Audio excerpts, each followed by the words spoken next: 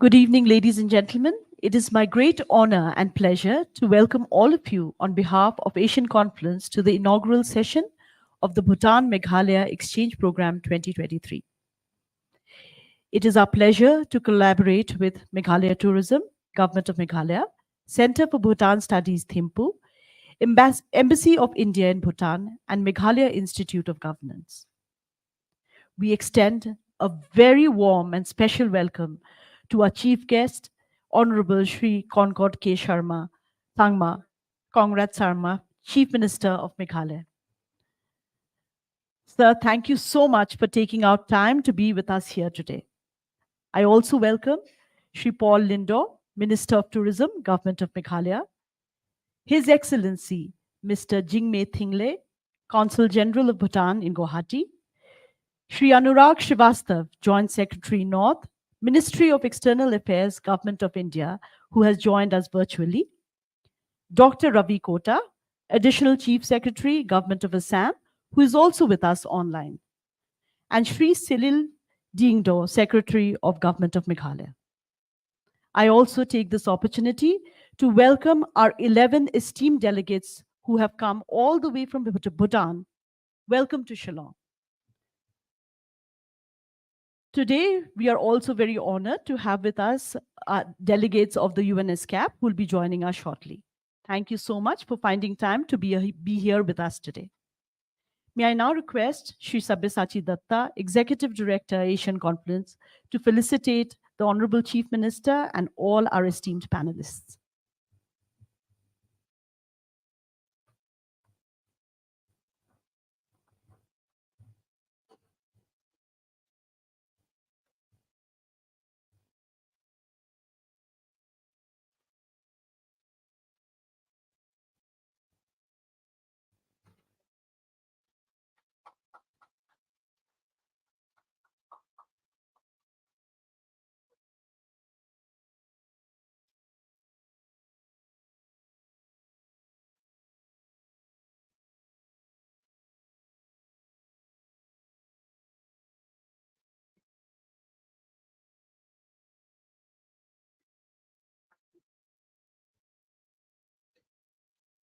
May I now request Shri Sabyasachi Datta to please deliver the welcome address. Over to you, sir.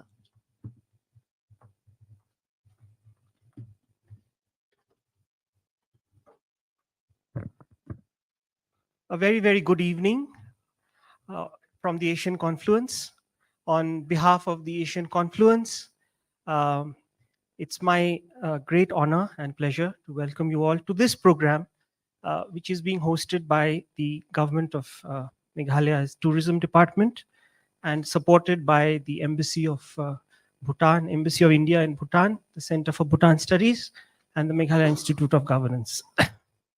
Honorable Shri Conrad Sangma, our dear Honorable Chief Minister of Meghalaya, Shri Paul Lindo, Honorable Tourism Minister, Government of Meghalaya, His Excellency Mr. Jigme Thinle Namgyal, the Consul General of Bhutan in Guwahati. We are joined online by Shri Anurag Srivastav, Joint Secretary North in the Ministry of External Affairs, and Dr. Ravi Kota, who is the Additional Chief Secretary, Government of Assam. We are also make a mention of several dignitaries on off the stage. Ambassador Veena Sikri is with us, Director Negrin is with us, and a very esteemed and dear delegation of 11 members traveling from Bhutan, from the Center for Bhutan Studies. On behalf of all of us and the state of Meghalaya and all of us here, warm welcome to you. In very brief, Honorable Chief Minister, sir, a few years back, you had actually floated this idea that we should have more exchanges with Bhutan. And you had indicated the willingness and your desire to have people from Bhutan, especially those who are doing research, policymakers, to come to Meghalaya, understand the state, and also for us to go back to Bhutan and understand the issues in Bhutan. So this is a sort of a fruition of that idea that we are carrying forward in line with your directions. Recently, His Majesty, the King of Bhutan, visited India. He visited Assam. He traveled through Assam, and he then had, of course, extensive meetings in Delhi. The joint statement between India and Bhutan, as came out from the Ministry of External Affairs, uh, laid out a huge array of areas in which collaboration was possible. And this exchange program would be a little step forward to establishing relationships, knowing more about each other, and taking some of those ideas forward. We're very, very pleased to have uh, the presence of His Excellency, Mr. Jigme Thinle Namgyal. Sir, you were just before this, you were mentioning that His Majesty also wants to visit Meghalaya, so we look forward to that. And the we have made this dialogue on the theme of tourism as sort of a driving sector for collaboration. Bhutan has many firsts. Notable among them is you know, the GNH, you know, the happiness index, which we all look up to. But then they have other issues like, you know, high value, low volume tourism. There are many firsts happening in the digital technology frame in Bhutan. So many areas of collaborations are possible. And I think the support of the government of Meghalaya's tourism department to take that forward would be very good. So we're really, really thankful to you, Honorable Minister Paul Lindo, for being here, you know, and welcome back to the Asian Confluence in your capacity as Tourism Minister. And we are also joined online by Shri Anurag Srivastavji, who is joining us from South Block. We are missing you in person here, sir, but I know that for some reasons beyond your control, you couldn't come here today, but we hope to welcome you here tomorrow, you know, in the near future. I also received a message from our ambassador in Thimphu, so he has sent his good wishes to this program. And we are also joined by Dr. Ravi Kota, the additional chief secretary of Assam, who also looks at home, political, and trade.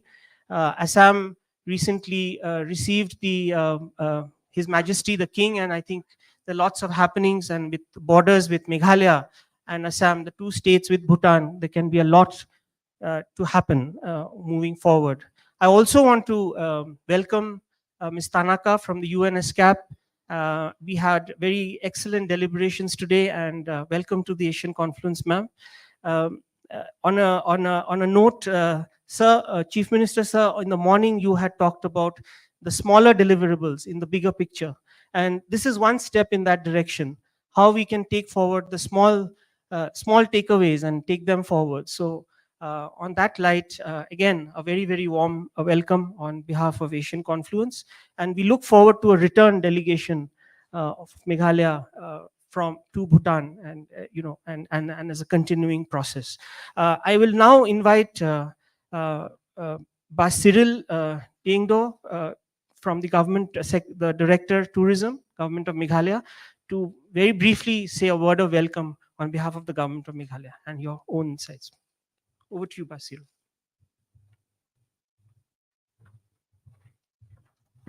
Thank you very much, Mr. Sabia.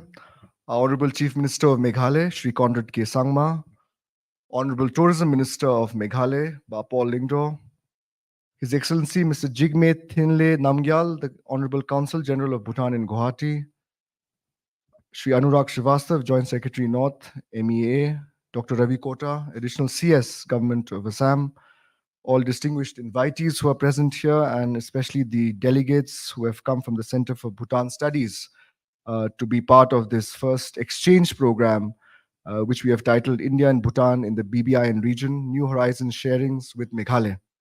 So on behalf of the government of Meghalaya, let me welcome our distinguished Honorable Chief Minister, Honorable Tourism Minister, and all the panelists who are here, including His Excellency the Consul General of Bhutan. all the other distinguished invitees, and especially the uh, persons who have come from the Center for Bhutan Studies all the way to learn, to exchange ideas, and to share in knowledge sharing. As Mr. Sabia mentioned, Honorable Chief Minister has articulated many times his vision of how this entire region we need to exchange ideas, have cultural exchanges, have more learnings and sharing so that we can take the best from each other in terms of the best ideas. And really, we believe in Meghalaya tourism that tourism can be a great driver for this growth. We know that Bhutan has really implemented many models of tourism which where Meghalaya tourism can learn from, and I'm sure that we also have things that we could share with you, especially nature and how we work with living root bridges and so many of those aspects. In fact, we were in the ITM today, the International Tourism Mart for the Northeast region, which is being organized by the Ministry of Tourism, where a lot of international tour operators are also visiting the state of Meghalaya and want to interact with Northeast buyers. The idea being how we can promote more inbound tourism and high value tourism. And I think this region can really benefit with greater connectivity, with greater learning and sharing. And I'm sure that this is just the first of many such programs. We look forward to also, in reciprocation, visiting Bhutan with a delegation from Meghalaya, as Mr. Sabia mentioned. I'll keep my remarks very short and brief. Once again, since we have so many distinguished speakers after me, once again, I welcome all the distinguished invitees who are here, especially the delegates from the Center for Bhutan Studies. We welcome you to Meghalaya. We know that you have also some field work, some tours to various tourism locations, learnings from our cooperative societies and how we do tourism here. And I'm sure this fruitful exchange would really benefit both our nations, both India and Bhutan, especially the state of Meghalaya and the Northeast in general. With these words, I welcome you once again. Thank you very much. Kublai, Jai Hind.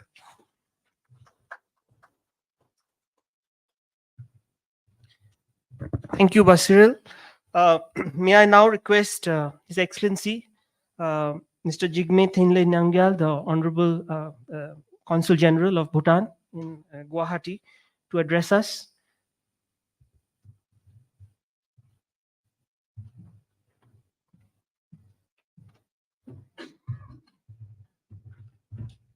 Good evening. Honorable Chief Minister of Meghalaya, Shri Conrad K. Sangma, Shri Paul Lindo, Honorable Minister for Department of Tourism, Arts, Culture, Social Welfare and Textile, Government of Meghalaya, Mr. Anurag Srivastav, Joint Secretary North, Minister of External Affairs, Government of India, who is joining online, Mr. Ravi Kota, Additional Chief Secretary, Government of Assam, Mr. Savaya Chidatta, Executive Director, Asian Confluence, Excellencies, distinguished speakers, ladies and gentlemen, Kuzuzangpo, Namaste, and good evening. I am pleased and privileged to be invited to this event, an India-Bhutan exchange meeting held in the beautiful city of Shillong. I would like to thank the organizers, in particular, the Asian Confluence and Tourism Department of Meghalaya, for the kind invitation. Bhutan and India share strong bonds of friendship based on genuine goodwill, trust, and understanding. The formal diplomatic relationship between Bhutan and India was established in 1968. The golden jubilee of the establishment of formal diplomatic relations between the two countries was celebrated in 2018. The Office of Royal Bhutanese Consulate General, based in Assam, concurrently accredited to the states of Meghalaya, Arunachal Pradesh, and Nagaland, was also established coinciding with the August occasion of 50 years of diplomatic relationship between Bhutan and India. The third king of Bhutan, His Majesty Jigme Wangchuk, and India's first Prime Minister, Pandit Jawaharlal Nehru, were the chief architects who laid strong foundations for Bhutan-India relations. Successive leaders of the two countries have nurtured and further strengthened the special relations over the past many decades. It is today a model of friendly bilateral relation between the two neighbors. Since 1961, when Bhutan launched its first five-year plan development programs, India continues to provide significant assistance in the socio-economic development of Bhutan. Areas of mutual collaboration between our countries include cultural exchanges, education, trade, tourism, hydropower, and socio-economic development. I would like to illustrate a few examples of deep collaboration between our two countries. Taking examples from Bhutan's engagement with the northeast region of India and Meghalaya in particular, several senior Bhutanese bureaucrats have studied at the renowned educational institutions like the Northeast Hill University. As Bhutan and Meghalaya share very similar landscape, weather, and diversity of cultures, the latter is popular destination for Bhutanese people for both education and tourism. While India continues to be a top trading partner for Bhutan, the contribution towards these statistics from the Northeast region is marginal, leaving space to explore more opportunities in bilateral and cross-border trading. Though we don't share direct land borders, Meghalaya is essential for Bhutan's third country trade, especially with Bangladesh has at least three critical transit routes the government of India notified for Bhutan are located in Meghalaya. These are Dauki, Dalu, and Gasupara. For the smooth and seamless movement of Bhutanese consignment through these land customs stations, I request continued cooperation from Your Excellency, the Honorable Chief Minister, and other esteemed authorities of the state government of Meghalaya. So far, my engagement with the government of Meghalaya have been mostly about trade and commerce, while ideas of tourism, cultural, and student exchanges were also discussed. I am hopeful that we can all contribute towards strengthening our bilateral ties of friendship and cooperation. Moreover, with the recent announcement of opening up of an immigration checkpoint in Daranga in Assam, we expect the inflow of Indian and third country tourists to increase manifold. Tourists can also visit the northeast region both before entering and exiting the country. We hope that both Bhutan and Meghalaya tourism will benefit from this. I note with delight today's India-Bhutan exchange program, where experts from both sides will be exchanging ideas on important topics concerning tourism, agriculture, forestry, and land management. I wish all the participants a happy and enriching exchange experience. Last but not least, I would like to congratulate the Center for Bhutan Studies, a premier social science research institute of Bhutan, for participating in this program. Also, many congratulations to the organizers, the Asian Conference, and the government of Meghalaya for successfully hosting this exchange program. Thank you and Tashi Telik.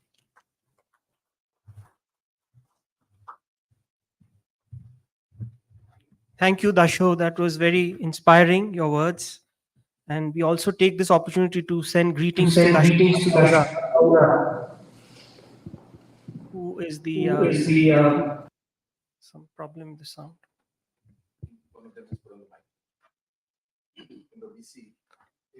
Oh. Hello. Hello. Yeah. No, it's fine. Yeah. So may I now request Shri Anurag Srivastav, who is the Joint Secretary North, Ministry of External Affairs, who's in South Block in New Delhi, joining us virtually. Sir, over to you.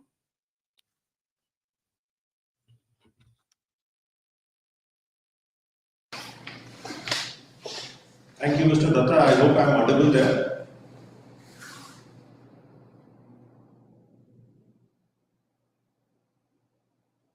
We are audible, sir. You are audible. You are. Okay. Thank you. Honorable Chief Minister of Meghalaya, Sri Conrad K. Sangma, Sri Paul Lindo, Honorable Minister of Tourism, Government of Meghalaya, Excellency Mr. Jigme Thinle Namgyal, Consul General of Bhutan and Guwahati, Dr. Ravi Kota, Additional Chief Secretary, Government of Assam, Sri Cyril Darlong Dingdo, Secretary, Government of Meghalaya, Sri Sabasati Datta, Executive Director, Asian Conference, Ambassador Veena Sikri, and distinguished delegates from Bhutan and India. Good evening to all of you from Delhi. It is a privilege and honor to address the Bhutan-Meghalaya Exchange Program. I'm happy to see that a distinguished delegation of policy makers and experts from Bhutan and India are participating at this event in Shillong. Let me at the outset compliment Asian Conference for organizing this program, which is both highly relevant and contextual. We have rightly chosen to focus on the exemplary bilateral partnership between India and Bhutan, a partnership that is truly special, a partnership with linkages that are not only historical and cultural, but also contemporary and consequential, which makes us natural friends. If open borders, strong economic ties, and robust development partnership serve as the bedrock, commonalities of culture and religion ensure that people-to-people ties are at the heart of this relationship. Bhutan has always occupied a special place in the fundamental tenets of our foreign policy and diplomacy, be it our neighborhood first policy or the Act East policy. My friends from Bhutan here would agree that the closeness of our ties is truly reflected in the intensity of our high-level exchanges. There have been 5 head of state, head of government level visits in the last 5 years from Bhutan. Only this year, we had 2 highly successful visits of His Majesty the King of Bhutan to India in April and then earlier this month. Likewise, the first official visits of Prime Minister Shri Narendra Modi after assuming office in 2014 and again in 2019 have been to Bhutan. Traditionally, the mutually beneficial hydropower cooperation has been a key pillar of our bilateral partnership. Our bilateral trade, excluding electricity, has tripled since 2014 to $1.6 billion. India has been a privileged development partner of Bhutan right from Bhutan's first 5-year plan, and we are committed to continue our support in the upcoming 13th 5-year plan of Bhutan. Our cooperation in education and capacity building has deepened. It now covers over 1,000 Bhutanese nationals annually who benefit from Government of India scholarships and capacity building programs. In the last 5 years, in keeping with His Majesty's vision of transformation and reform, our relationship has further expanded to new areas like fintech, space, STEM education, and startups. India's RuPay card and BHIM app have been launched in Bhutan, further deepening the financial linkages between our 2 countries.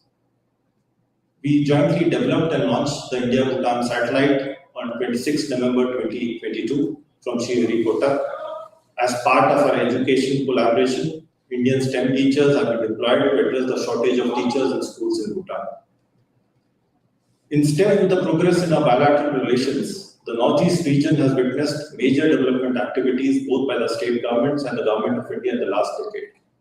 Significant infrastructural projects in road, air, rail, waterways, telecom and power sectors have improved connectivity within the region and with the rest of India.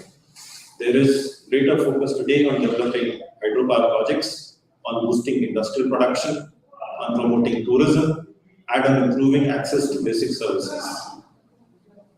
This actually is a prerequisite if our Northeast region has to play a key role in successful implementation of our Act East policy.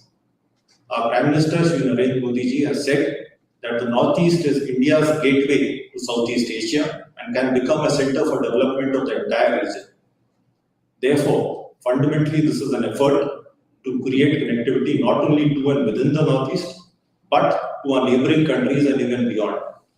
This will not only support greater economic activity, but as demonstrated in other parts of the world, actually be a driver of it.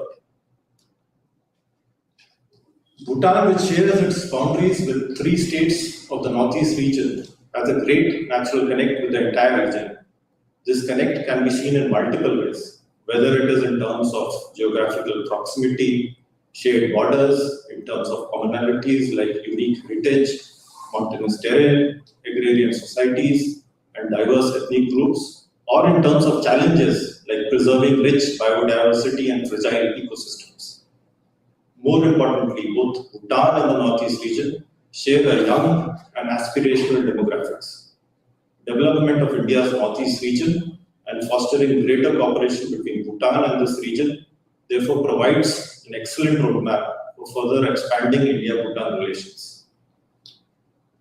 If we were to look at the existing relationship, there is close coordination between the government authorities of both sides in areas such as security, customs, and management of water resources. Of the 10 trading points between India and Bhutan, there are 4 trading points in Assam serving cross-border trade between Bhutan and the Northeast region. And as His Excellency the Consul General mentioned, There are 3 land custom stations in Meghalaya which serve bilateral and transit trade of Bhutan. The hydropower projects developed jointly by India and Bhutan, including Tala, Chuka, Kurichu, and Mangdechu, have been providing assured electricity supply to India's eastern and northeastern states. Of the 2 consulates of Bhutan in India, one is in the northeast region in Guwahati and the other in Kolkata. So in this backdrop, the recent visit to Assam of His Majesty the King of Bhutan assumes great significance, particularly for relations between Bhutan and the Northeast. This was His Majesty's first official visit to the state of Assam, and perhaps the first official visit of a head of state to the Northeast region. The visit resulted in several important outcomes of major significance for the Northeast. Let me bring a few to your attention. Firstly, the decision to move ahead on the Kokrajhar-Gelefu railway. This will be the first cross-border rail connectivity project between India and Bhutan. Second, to designate Daranga in Assam and Sambur Jonka in Bhutan as immigration checkposts between Bhutan and India, which will facilitate the entry and exit of third country nationals by land route. And here I must particularly thank the Chief Minister of Assam, Sri Hemant Biswa Sarma ji, and ACS Sri Ravi Kota for their prompt and positive response which made this possible. This initiative would give a significant boost to regional tourism as well as connect the Northeast region and Bhutan in the international tourist circuit. And third, to strengthen trade infrastructure by upgradation of the existing land custom station at Dadgiri in Assam to an integrated checkpost along with development of facilities on the Bhutanese side at Gelefu in Bhutan. This would be the first set of integrated checkposts between Bhutan and the Northeast region and is therefore a landmark in terms of development of trade infrastructure. While there have been other significant outcomes in the areas of trade, transit, and people-to-people contacts, the reason I have chosen to highlight these is because connectivity is going to be the game changer in our efforts to step up engagement between the Northeast region and Bhutan. This will allow us to leverage our commonalities as well as our geography to take the bilateral relationship to its next level. So coming back to this event, I would suggest that it would be very useful if, as an outcome of this exchange program, we could identify more such potential areas of partnership, be it in terms of promoting educational and cultural linkages, on streamlining export of services, or exploiting commercial opportunities and harnessing our common resources, or in terms of overcoming bottlenecks and bringing about more convergences in our systems and processes. This will allow us to convert potential opportunities of today into mutually beneficial collaborations for the future. With these words, let me again thank Asian Conference and the Ministry of Tourism, Government of Meghalaya for organizing this event. I wish this event all success, and our friends from Bhutan at present stay in Shillong. Thank you.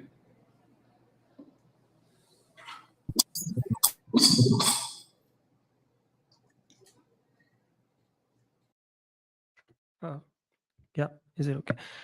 Thank you, Anurag ji, for that very, very elaborate and very insightful comments. And you are privy to so much, so we look forward to working on those lines. Now, may I request Dr. Ravi Kota, Additional Chief Secretary, Government of Assam, to please make your remarks, sir. Thank you so much, Mr. Datta. Honorable Chief Minister of Meghalaya, Mr. Conrad Sangma, Honorable Minister Tourism Meghalaya, Mr. Lingdo, His Excellency Consular General of Bhutan, Mr. Jigme Namgyal, Joint Secretary North, Ministry of External Affairs, Mr. Anurag Srivastav, and friends from Bhutan and Center for Bhutan Studies, and all other delegates. It's my pleasure and privilege, and of course, I was not able to attend in person, but thank you for this opportunity, especially Meghalaya government and also Asian Confluence. And I would not like to take more time because after the Consul General and JS North spoke and given the broad framework and the current status and the kind of developments are happening. But 4 or 5 items what I could personally witness the deliberations, and Assam had the honor of hosting His Majesty King of Bhutan recently. What I could see, these are the 5 things which are related to infrastructure between Bhutan, Assam, Meghalaya, and perhaps thereby giving greater access for Bhutan to Bangladesh through Assam and Meghalaya. These things can happen in very not very far in the time, and very soon, and also it will take our partnership to the next level. One is that the Majesty's vision and guidance, and in putting up special administrative zone in Gelifu area. And the second one is the railway line emphasized between Kokrajhar to Gelifu, meaning that the railway line, Indian Railways, have that kind of give that kind of an access to Gelifu and Bhutan. And the third point, JS not mentioned briefly about the existing foreigners check post at Daranga. That has been now approved to be immigration check post. The important point is that there will be now entry for the tourists from the third countries through this. So therefore, other country foreigners also come and visit Meghalaya, Assam, and other parts of northeastern region and go to Bhutan. And in fact, our Honorable Chief Minister came forward because there is no infrastructure. State government given an undertaking to build the whole infrastructure and also deploy the manpower for functioning this ICP. The third one is, of course, Dhubri-Fulbari project. Most of you are aware. It's one of the longest project once it is completed, 19 kilometers.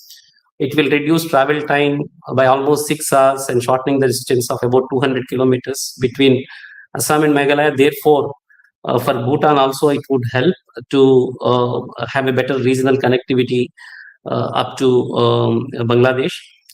And the fourth one is multimodal logistics park. Fifth one, in fact, in my list, multimodal projects logistics park at Jogi Gofa. That's near Dhubri. Now, I would also like to apprise you the brief background and the current status of this project, because it's going to be a game changer for overall connectivity. And now, for anything that's going to rest of the northeastern region has to come to Guwahati. Now, this project is one of the 35 such multimodal logistics parks in across the country as part of Bharatmala project. So it will be a state-of-art facility and centrally sponsored kind of a thing, and it will facilitate both domestic as well as export-import trade in the region. And it will serve through rail, road, and waterways within the northeastern region. And in fact, it has already it will reduce. I mean, whatever is going to Guwahati to that extent, 150 kilometer distance will reduce, and also the proximity to Indo-Bangladesh border. So thereby, Meghalaya, Bhutan, Assam is going to benefit through this multimodal project to a great extent. And then it will boost the connectivity through Indo-Bangladesh protocol route also. Now, currently, there are 3 different packages. Work is going on, and phase 1 works mainly construction of the external road connectivity from multimodal logistic park to IWT, and IWT to National Highway 17, the internal buildings, infrastructure works, and rail connected from Jogigopa Yard to this place. So all these things are in full swing, and some of the packages are almost 94-95% complete, and we are expecting by March to be completed. And in fact, these are being pursued and followed up and monitored by PMO to PM Gati Shakti program also. So and of course, all these things will give. In fact, Mr. Datta was mentioning about the tourism. Of course, Assam and Bhutan has the transboundary landscape of Manas conservation area, and it's a great kind of an example of ecotourism site across the borders. Not only that, the given kind of an impetus, Meghalaya under the dynamic leadership of Honorable Chief Minister Mr. Sangma, the kind of a progress has been made in tourism sector. In fact, is the tagline for the Bhutan tourism. Awesome Assam is the tourism tagline for Assam, and halfway to heaven is the tagline for Meghalaya. So all these three together, I think it's a full way for a ecotourism kind of a tour in the whole region, comprising Bhutan and the northeastern region. So I hope to see all of us together and all the stakeholders together would be able to play a great role. And thank you, especially Center for Bhutan Studies, the kind of interest they have taken. Perhaps they would also take these ideas for further, and Bhutan and India under the dynamic leadership of our Honorable Prime Minister and the kind of chief ministers we have in Assam and Meghalaya, perhaps we'll be able to see greater and faster development on these lines. And thank you again for giving me this opportunity. Thank you so much.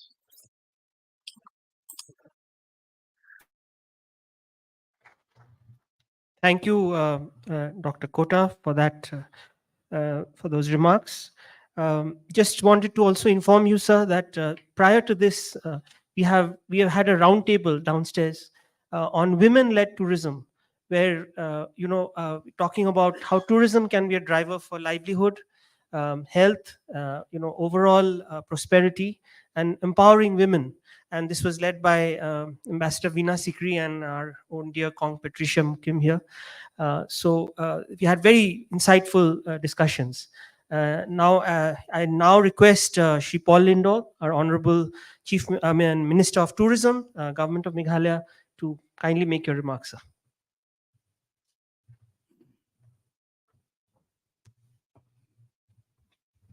Thank you very much, Sabia, an old friend of mine. When I first came to Asian Conference, it must have been about 25 years back, to learn the art of living. And today, very appropriately, we are in conversation with a country that believes in gross national happiness. I think the connect is very deep. Our Honorable Chief Minister, Mr. Conrad K. Sangma, whose vision has come into fruition with today's conclave.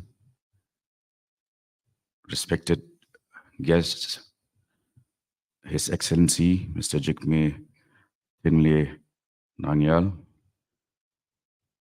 Consul General of Bhutan and Guwahati, Dr. Ravi Kota, Mr. Srivastava, officials of the Ministry of External Affairs and the Government of Assam, respectively, Ambassador Veena Sikri, other distinguished guests and friends, ladies and gentlemen. Kublai, welcome to Shillong. Kuzu Zangpo, I believe I got that right. We're, in fact, extremely happy that over the past few months, the Department of Tourism, with the active support of our Chief Minister, has been able to take Meghalaya tourism to a far higher level.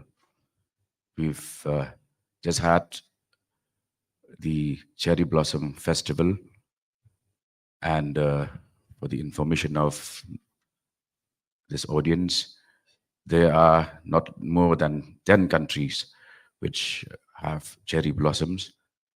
And on the first day, on the eve of the festival, the ambassador of Japan had also visited us. And we have likewise agreed to an exchange with Japan which will happen sometime in the month of March next year. So today, the effort which was conceived by our Honorable Chief Minister has gained strength, and I believe we can only energize, empower, and elevate that discourse further. There is a lot that Bhutan and Meghalaya can gain through a bilateral exchange in many areas, tourism being one of them. I could also see that possibility in textiles. Incidentally, I also happen to be minister in charge of textiles, and I know that Bhutan has a rich legacy of textiles industry. Therefore, ours would be a multi-pronged, mutually beneficial relationship. And I can assure you that we're equally good in football. I believe you have a strong football team. We can also consider even sports. And sports is also one of the facets of tourism today. So before resuming my seat, let me welcome our guests who have come all the way from Bhutan to this beautiful city of ours, Shillong, which only after Cherrapunji is the oldest capital town of Northeast India. There is a lot that we can gain through this exchange. Let us deepen the connect, and I'm extremely, extremely optimistic that in the very near future, once our connectivity improves, and once we understand each other better, there can only be room for growth, improvement, and enhancement. Once again, I welcome you to Shillong and to the state of Meghalaya, and would remind you that we're also proud of the fact that Meghalayan age has in fact been recognized internationally as a geological age, which shows how ancient our civilization is. So the meeting of two ancient civilizations, I'm sure, will be a happy marriage of ideas, of discourses, and of further deepening the concept of not just GDP, but gross national happiness. Thank you, Kublai Mithila. Jai Hind.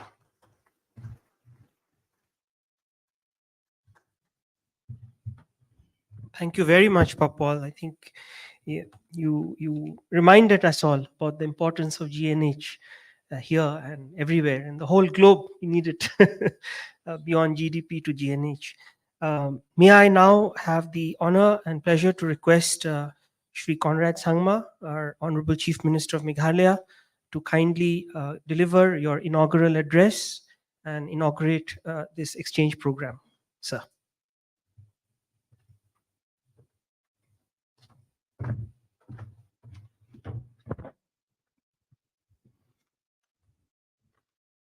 My colleague in the cabinet, Paul Lingdo, Honorable Minister for Tourism, Government of Meghalaya, our Executive Director of Asian Conference and the chairperson of today's program, Shri Sabyasachi Datta, our His Excellency, Mr. Jigme Dinle Namgyal, the Consul General of Bhutan in Guwahati, our Joint Secretary, Shri Anurag Srivastavaji, Dr. Ravi Kota, the Additional Chief Secretary of Government of Assam, all the other dignitaries who are present here, and also online.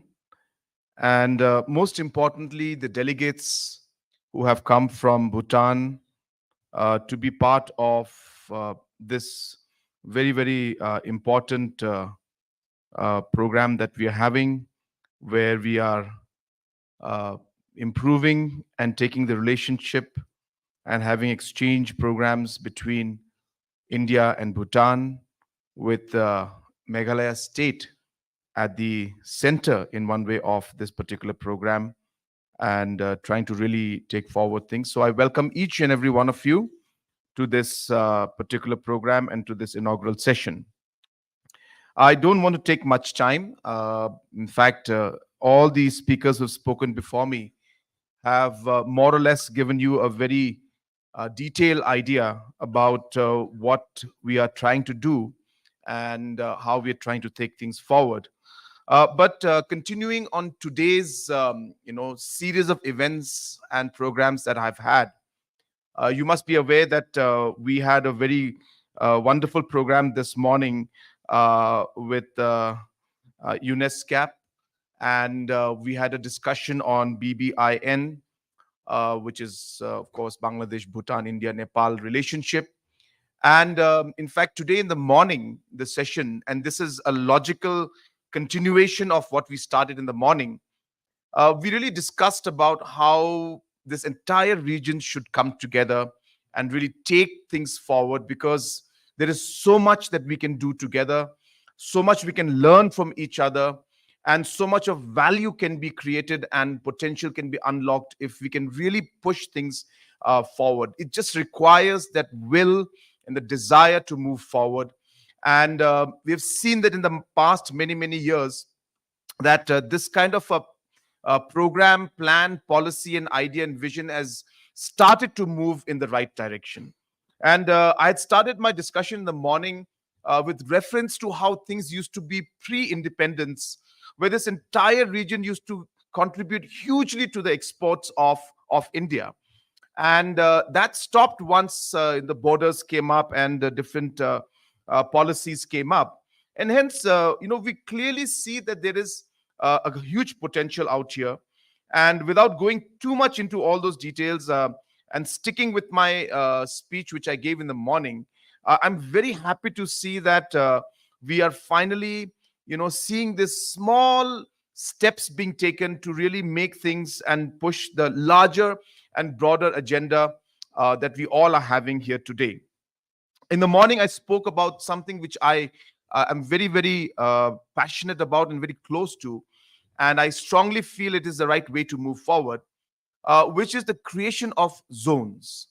Now, we need to realize that when we're trying to connect four nations, and that to a northeast, which is almost like a nation because the diversity is so much, the states are different, the challenges are different, until and unless we really try to break things up into smaller zones and create policies in these smaller areas, we may not be able to actually move forward, because every region has got its own challenges, every state has got its own challenges. And hence today's program, with the presence of our additional chief secretary from Assam and also our joint secretary from external affairs, I think is really, really meaningful. And apart from the relationships that we're trying to create, the exchange programs that we're trying to do, the connectivity that we talked about, the different kind of projects that we need to do and we are trying to move forward with, I would really like to suggest, which I had given suggestion in the morning also, is that we really need to look at some of the small steps that we can do immediately. And therefore, there are small issues that we face in terms of different policies that are there, the products that we can bring in and take out, and the kind of infrastructures we already have but not being utilized, the trade that is already happening. We have a lot of aggregate that is going from from Bhutan to India to Bangladesh, the challenges that we face out there in terms of the policy, the infrastructures out there. So I think what I personally feel, and I've always been an advocate of this, and I always mention this, and I would like to stress on it even today, that we need to look at what is existing, see where we can improve things, and make those small tweaks and changes to quickly see the results that we want. Sometimes we are focused on a lot of large ideas, and we don't we miss out on a lot of things that can happen immediately. So I would like to see that happening more and more, and that's what I told the BBI and the conference we had in the morning today. And I'm sure that there must be a great discussion that took place in that line. So I just want to share the same ideas with this, because it's in the same line. And let me assure you that even in the coming days, we would like to see that more exchange programs take place between our countries, and and within the region itself. I was sharing in the morning that I have been advocating this concept and this idea that the chief ministers of the Northeast must travel together, not by plane but by road, travel in a convoy, maybe in a bus together if necessary, and travel through the roads that lead to Bhutan, lead to Myanmar, lead to Bangladesh, meet the entrepreneurs out there, meet the the political leaders, meet the women folk, meet the the agriculture, the farmers.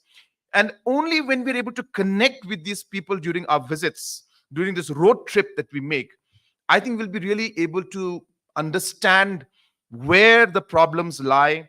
We'll be able to understand what we could do and really make things, and make a difference where it really matters. So I would, use this opportunity. Mr.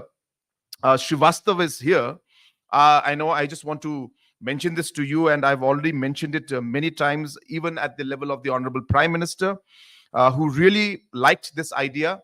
And I've mentioned it to the donor minister, and I'd mentioned it to the former External Affairs Minister, late Madam Sushma Swaraj, and she loved the idea.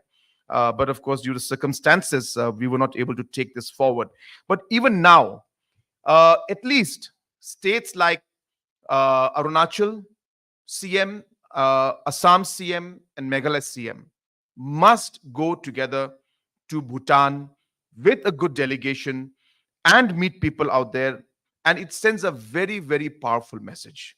Similarly, to Bangladesh, it should be the Chief Minister of Mizoram and Tripura and Assam and Meghalaya, if possible, to go together, because again, Bangladesh is a huge country, so we may require micro zonings of Bangladesh, because the areas are quite vast. So what happens in the northern western part of Bangladesh may not be the same as what's happening in the southern eastern part of Bangladesh, and hence we'll have to create policies. But the idea of this movement and this entire approach is what we require. And I think only then can we really expect that we'll be able to see real results when it comes to the Act East policy.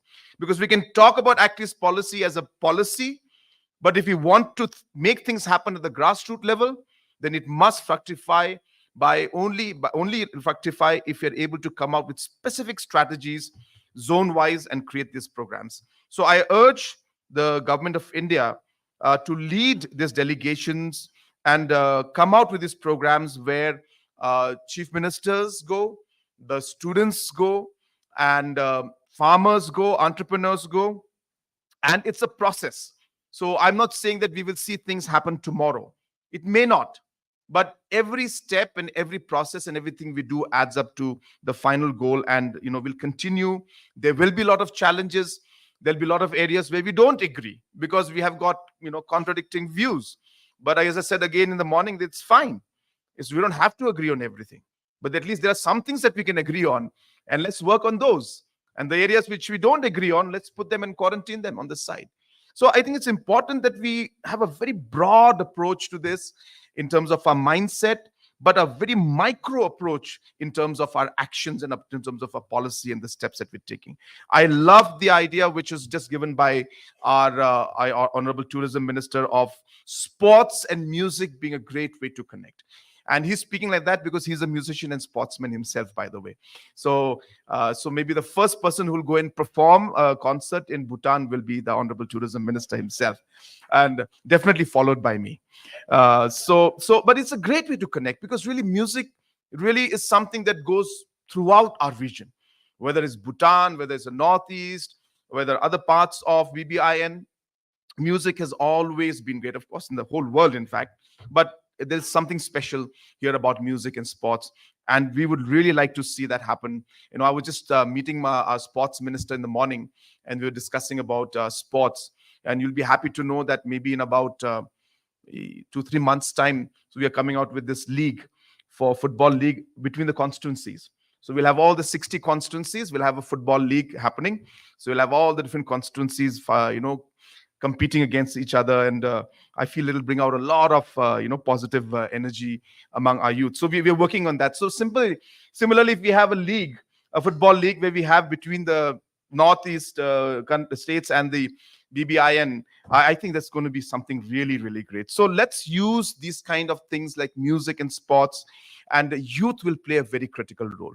I'll just end by saying this last point, that while we make these policies and strategies, at least there should be certain areas that we focus on. So while we talk about tourism, I totally agree that tourism are sectors, but if we put the broad base, then there are certain verticals and certain areas that I strongly feel that we cannot leave out. And the reason I say that is because these will affect all things. So let the sectors be there, but I think at the base, remember that youth has to be part of everything we do. You cannot keep the youth out of the policy. How will the youth be affected? What is the strength of the youths and the qualification, the skills of certain parts of the country or the region, and how they will impact in the overall economic growth of this region as a whole. So we don't look at just Bhutan, we look at the entire region, BBI, and we say, well, what's going to happen? So I think youth is an integral part of whatever we do. We must keep that. Second is trade. So therefore, Actis and trade is going to be, again, very, very centric to whatever we do. So how is it going to impact? What trade can happen? What are the plus and minus of each of the states? So while tourism is being discussed, the broad aspect of trade and how it's going to happen, I think, needs to be looked at. And obviously, the third is, I'm very, very particular about this because I feel that Northeast and the BBIN will play a very critical role. And we all know from the discussions taking place globally that this region will be impacted by it most, and that is climate change. So what is climate change going to impact, and how it's going to impact us? Is the sea level rising, and how will the Bangladesh sea level rising and impact the movement of humans? I mean, people up towards things, and how will that impact the social structure of nations? These are challenges, and we must be discussing about this and figuring out that, well, if it does happen, because it does look like it's happening, because I was speaking to some people in the in different environmental groups saying that the fact that the Arctics are going to melt for sure is going to happen in the next 10 to 15 years.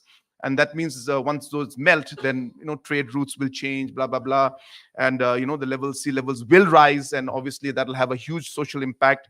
So I think climate change and how it's going to impact our region as a whole, and all of us need to come together, and this must be done. So we discuss all of this with the verticals of different industries that are there, surrounded all of this by few things like infrastructure and policy making. So I think if we can get this big picture in front of us in one shot and figure out then who plays what role in this, I think that is going to be really great work that you can do as Asian Confluence. And I think that will allow us, and I'm sure that UNESCAP will also be very important in this. So sector-wise, I don't want to get into because it's micro and there's a lot of discussion to take place. I just thought that I'll give this larger perspective of things. As I was telling you in the morning, this is a subject which is very close to my heart, and I'm very passionate about this, and I believe in this so much that this is the way forward for us. And there is no small step. Every step is big and very impactful. And therefore, I thank you for taking this step, for organizing this program. And even though, it's not a very big program, but since it's something that I really believe in, I said yes. As soon as I heard that this program was there, I said I'll definitely attend, because there are youths will be there, and more importantly, we have our youth from Bhutan who are here. So I really welcome you. I hope you have a good time. And were you there in the Cherry Blossom Festival, or you guys came in late? Came in today? That's very bad. I think he's been really unfair to you guys. Yeah. Make sure you complain about it. But yeah, you missed it. Sorry. But nonetheless, I hope that in the future that they do come and they do become part of these programs, because that's what it is. And whenever your festival is there, please tell us in advance, because we'll come for the festival out there. So thank you so much, and I hope you have a great time. I wish the Asian Confluence the very best, and great work that you're doing. You've always been very focused on your agenda, and you've done work that has been very meaningful for the region and for the state. And I wish you all the best, and we're very happy always to support you and the organization in all the works and endeavors that you have. And once again, I congratulate you, and I wish this program, and especially our delegates from abroad who have come from Bhutan, the very best for this program. So may God bless each and every one of you, and may God bless our state of Meghalaya. Kublai Shibun, Matela, and Jai Hind.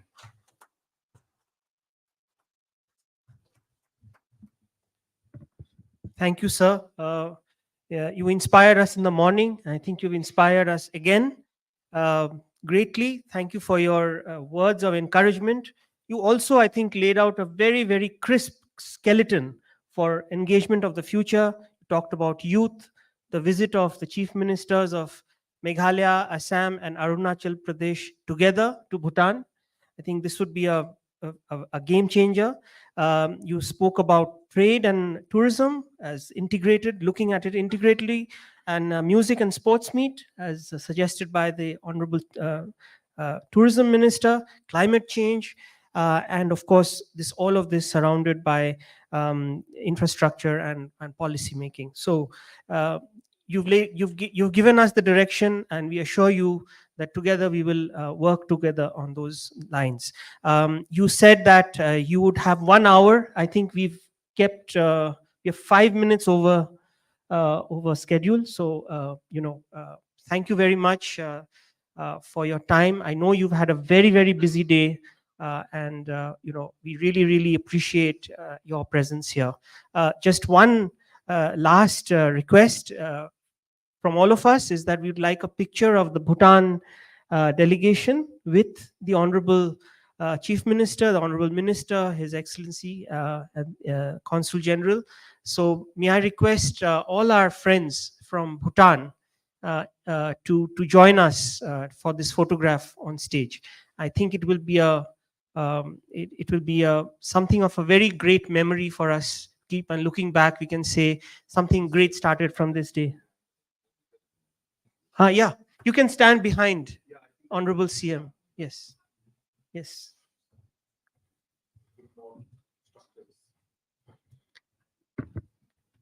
There are also some officers from the Bhutan government. Would you like to join us for this photograph? Basiril? Madam Veena Sikriji, please join us. Please join us. Madam Tanaka and Rajanji, please join us.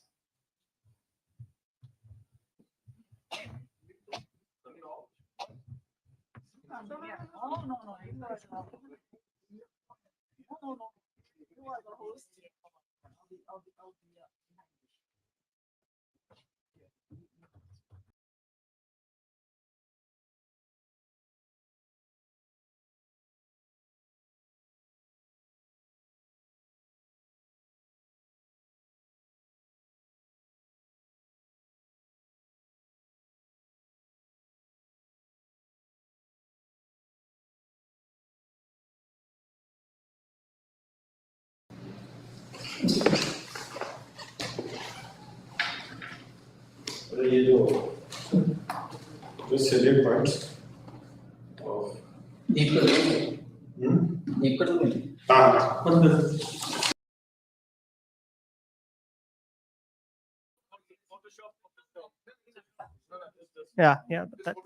Yeah, we'll Photoshop it. Yeah, thank you very much. And one more photograph, if you just keep standing with the hard work that the Asian Conference team has put together. So please join Pradyut and Samhita and Shomik, all of you. Please very quickly so that you know. No, please continue to stand here.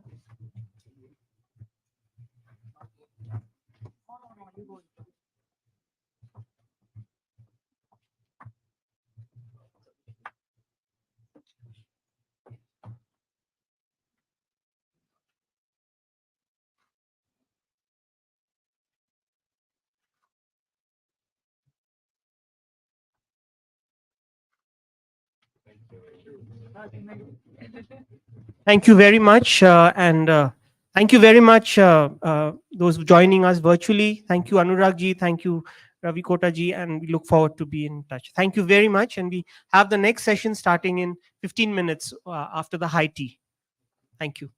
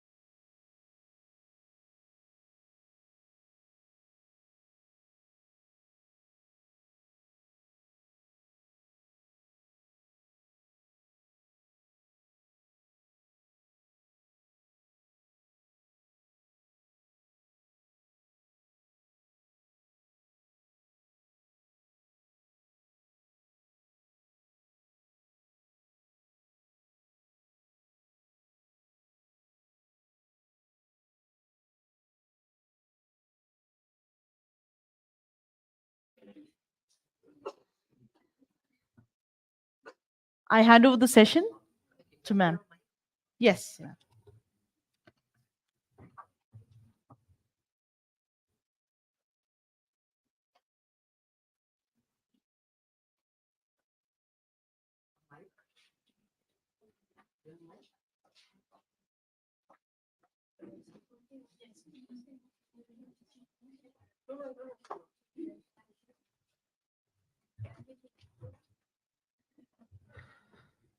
So we have this session on trade and connectivity now. We thought we would take advantage of the presence of many stalwarts actually in the field to talk about regional trade and connectivity in light of everything that's happening. And I hope and we have Ambassador Veena Sikri, a seasoned diplomat and guide on expert on the region, to chair this session. So we have an hour, ma'am, and we can get short insights from everybody so that this is documented and we can take things forward. Thank you. Thank you again very much.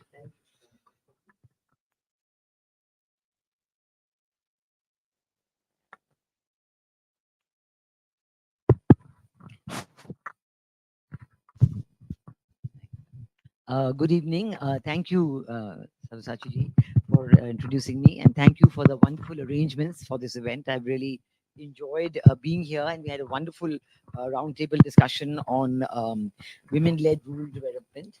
But it's actually rural development, rural tourism for gender empowerment. So our objective is always development oriented and going towards gender empowerment. But at this session, we are now on a very, very important subject, which is a special plenary panel on India-Bhutan economic connectivity from the Northeast, new frontiers. And I think that it's important to describe this as new frontiers. We have a civilizational heritage links, great historical links with Bhutan.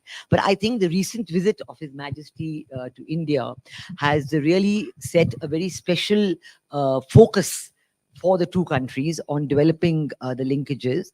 And one of the big aspects of discussion, which I think has not been figured in such a major way in bilateral discussions between India and Bhutan, has been on connectivity.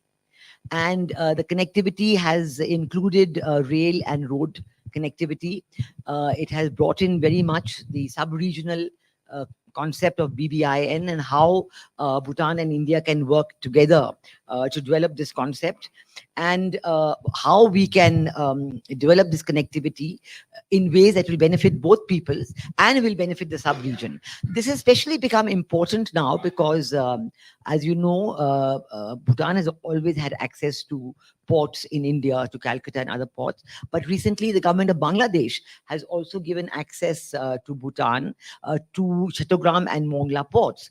And for benefiting from this access, for implementing this access, it is vital to develop the connectivity links between India and Bangladesh.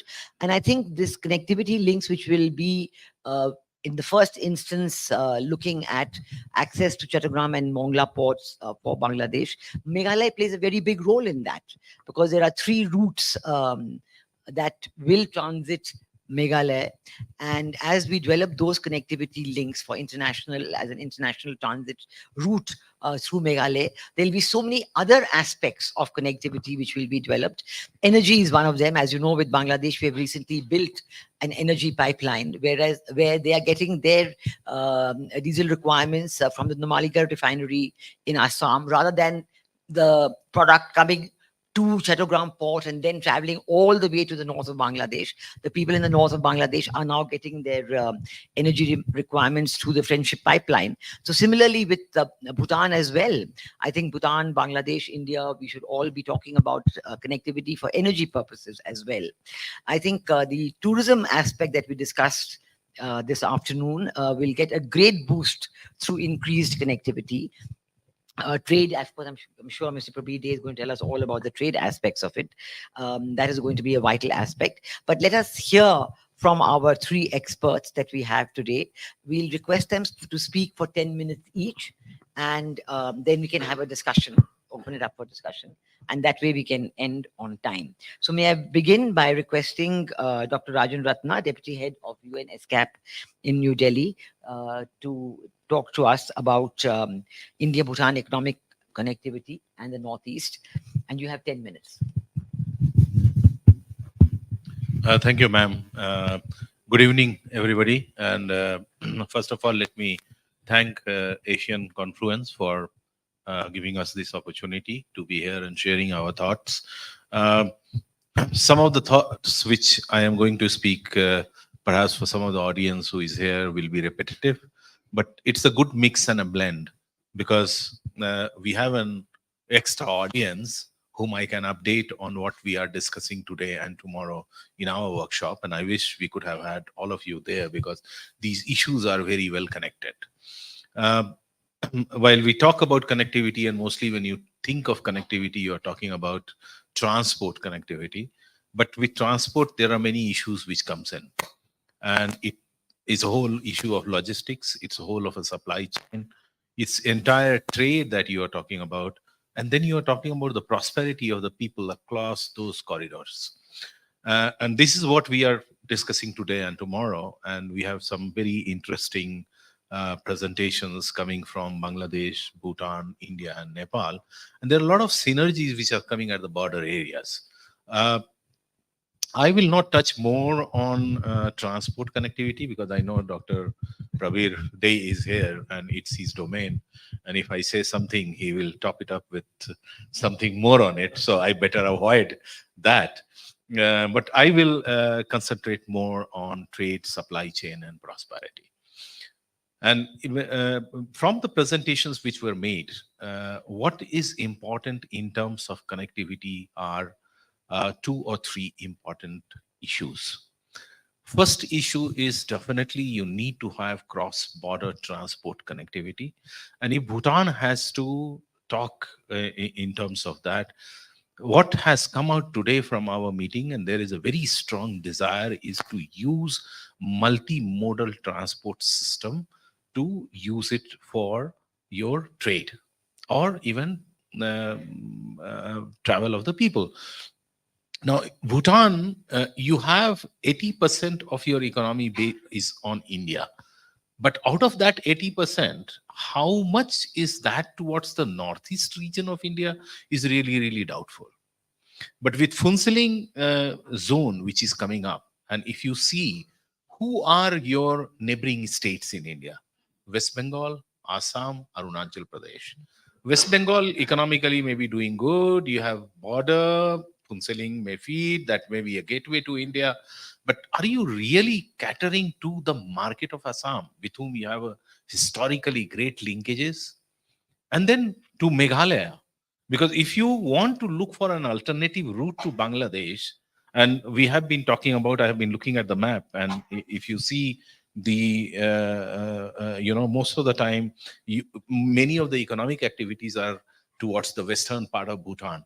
But what happens in the central part of Bhutan and the eastern part of Bhutan? It has to travel a lot of distance to go and use to get into the India. So what you can do is you can use that, and railway linkages you can use, and you can get into Assam. If you get there, and then you have a whole railway network which connects you to India, and then you can get even up to Chittagong port, which is much more cheaper. The second issue is relating to trade. And that is what we are now telling, that well, as per fundamental economics, a country should not be dependent for its economy on one country. So your over dependence on India is not very desirable, and you need to look for alternatives. And what are those alternatives? The alternatives are to look for the neighboring countries, and one of the country which is emerging in South Asia is Bangladesh. You are graduating very soon. I mean, now we are in November, so you have graduated already from the LDC. And Bangladesh is graduating in 2026. So what is the opportunity for you to trade with Bangladesh? We are all part of SAARC, and you have a SAFTA. You also have a bilateral preferential trading agreement with Bangladesh. How do you use that for your betterment, because that bilateral preferential trade has been expanded. There is a talk going on for free trade agreement. If it is coming SAFTA plus, then it is advantage. If it is not, then it is not advantage. But even we did some study and we found very interesting narratives that if you use Northeast as a corridor, you have a tremendous potential to export it to Bangladesh.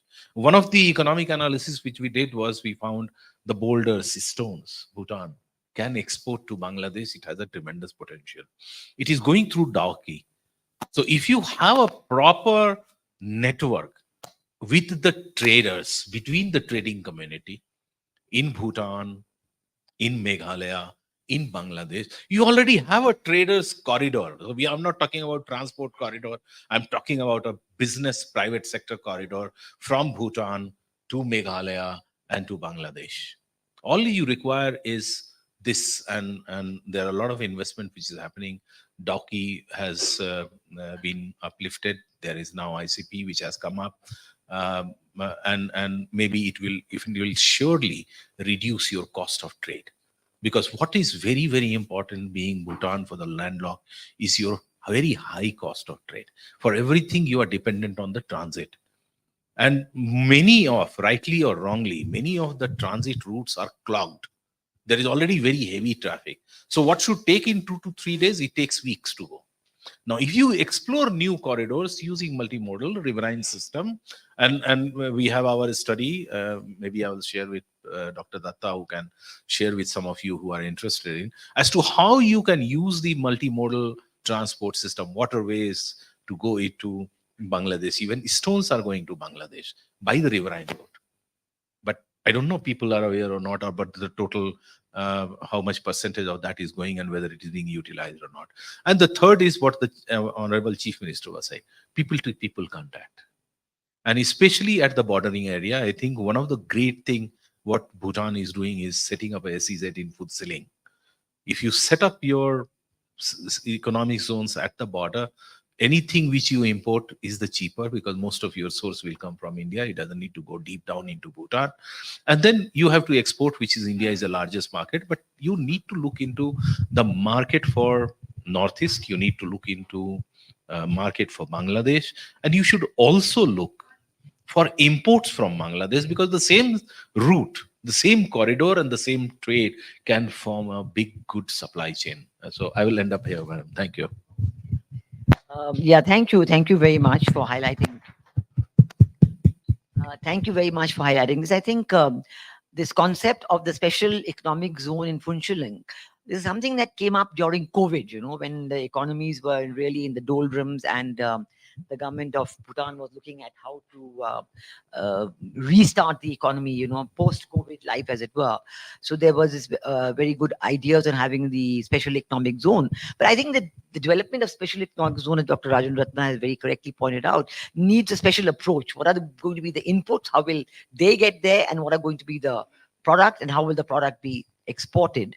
So obviously, I think for that, markets are vital. And the markets, I think India, Bangladesh, Nepal, they are very, very important markets. And rather, we have to exploit the synergies between these markets as to what products can be easily sold in India, what needs to be exported beyond India, what can go through Bangladesh, what can be sold in Bangladesh. But for all of these, connectivity is vital. And so connectivity becomes the absolute sine qua non. And you need the road and the rail connectivity, which we hope will come up very soon.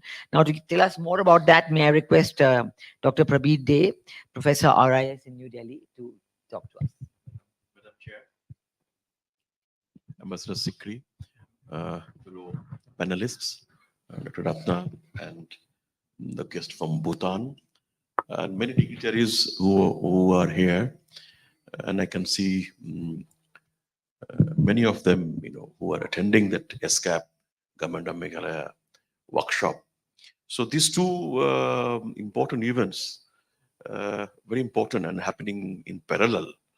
And it is, and I thank both ESCAP and Asian Conference for such program.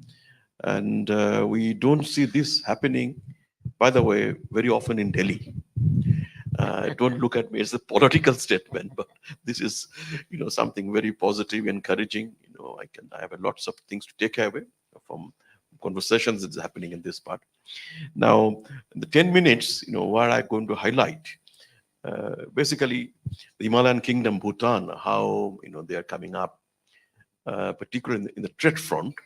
Uh, Dr. Ratna spoken about transport connectivity, and we'll be listening more to our guest from Bhutan and Ambassador Sikri and others. So, if you look at it, the Bhutan is the country, and Nepal as well. Both depend on BBIN and BIMSTEC region for their global trade.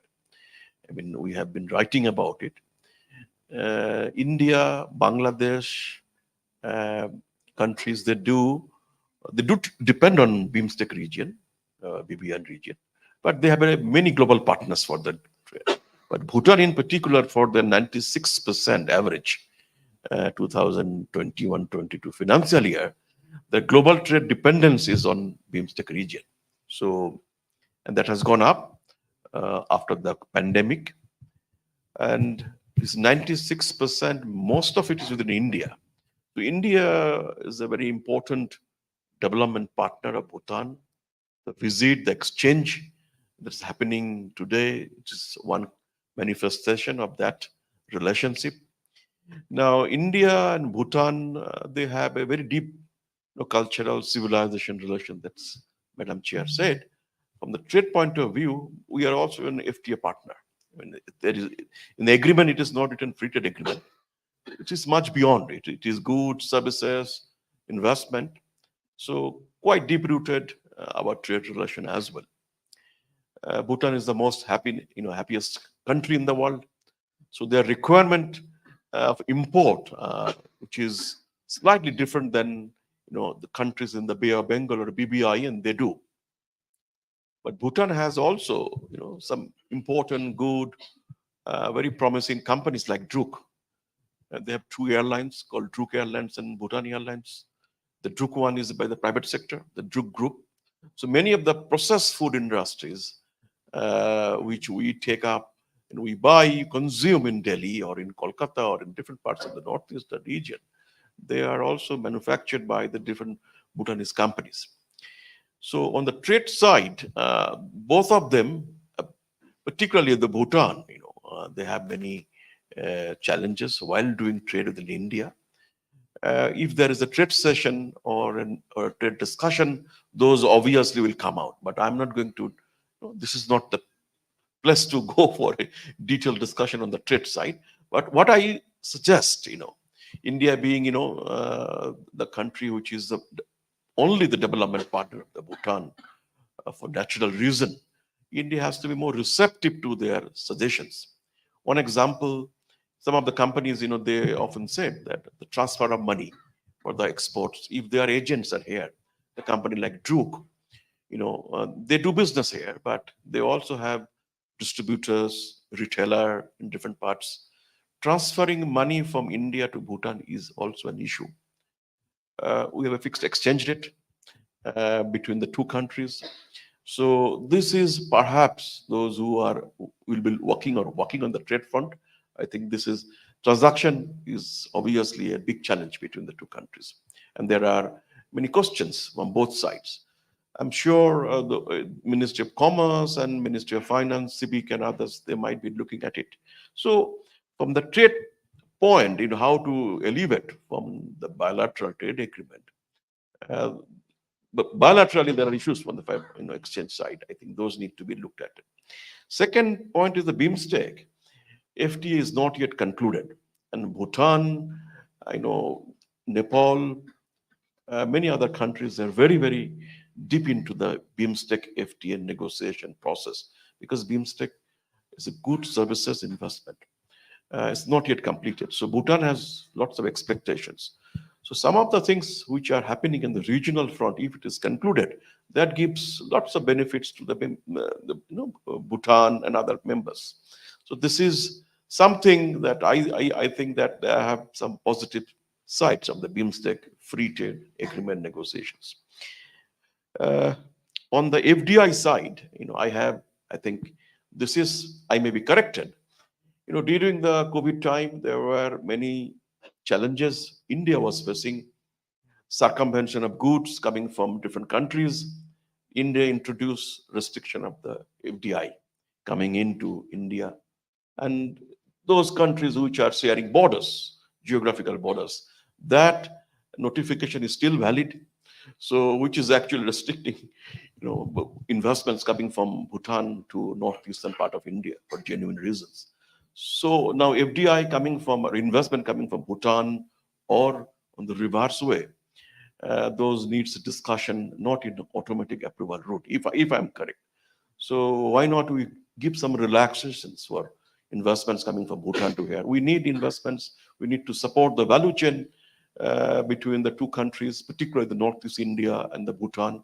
So this is kind of an recommendations. If the organizer Asian conference is going to put up some, some kind of an outcome document. Last but not the least, from my side, that the area which needs the connectivity part, look at how northeastern part of India is coming up for the last 10 years. I've been watching it. I'm a practitioner. I do travel. I go in the field. From the connectivity point of view, 7 sisters and 1 brother, Sikkim, they have done phenomenally well. International airport like Agartala, Guwahati coming up with an international terminal, international air terminal coming in Manipur, Imphal. These 3 are the international airports. But Indian Civil Aviation Authority have connected many small airports like Shillong, Silchar, Dibrugarh, Dimapur, several places, by the small aircraft, ATR type. So Bhutan is excellent pilots, excellent aviation capacity. They can easily take in a 5th freedom right. Again, it's my just an kind of one of the wish lists, that 5th freedom right means that Druk Air or Bhutan Air, if they fly, India has already given. That's what Paro Kolkata Bangkok route or Paro Guwahati Bangkok route. But why not? If you are not coming up, I mean, the Indian airlines from India, then allow these 2 airlines to connect with Paro, with Guwahati or Shillong or Silchar. Then in industry people, they can move freely. So this is one of my recommendations. On the connectivity point that we discussed in today's conference, that Bhutan is very much looking at it. Bangladesh is extended, and Madam also said that India and Bangladesh signed ACMP, right? Agreement for use of Chittagong and Mongla port. But Bangladesh has given not a clearance for Northeast export and import 3rd country through Chittagong and Mongla port, madam. Not. Maybe they were taking time, because everything is in negotiation, on a reciprocal basis. They will be given. But they have allowed it, 3rd country to Bhutan. So this is a great achievement for you. So Bhutan has now Kolkata, Haldia, Mongla, Chattogram, and obviously when Matarbari comes in. So this is a region is getting integrated very fast way. And I'm very positive. I think the today's conversation, what's happening there in the ESCAP and this discussion with Bhutan and India bilateral, lots of takeaways on the connectivity front. So thank you very much in giving the opportunity, madam. Thank you. Thank you very much, Dr. Prabir Dey, for you've thrown up a lot of new ideas, and I think these new ports that are coming up in Bangladesh will certainly expand the horizon for Bhutan to develop its exports to 3rd countries. And for that, I think we should also look at tourism movement along these same connectivity corridors of rail and road. And we had a wonderful roundtable this afternoon, and certainly I think these connectivity projects would really encourage tourism.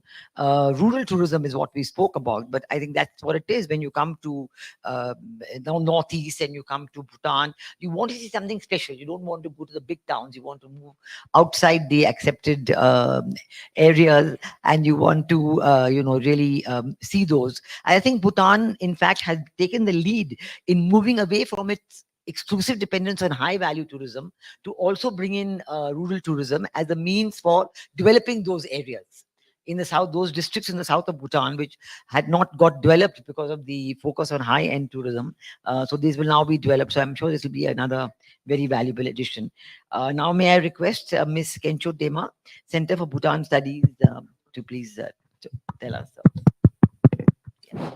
I think it's working.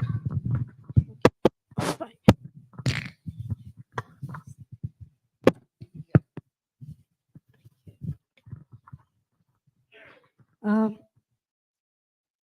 Good evening, ladies and gentlemen, Madam Chair, and two esteemed panelists. My name is Kencho Tema, as you all have already heard during the introduction, but I'd like to say brief things about me. I actually served as Human Resource Officer for the Ministry of Economic Affairs, which is now Ministry of Industry, Commerce and Employment. And then after serving there for about 4 years, then I moved my position as trade officer.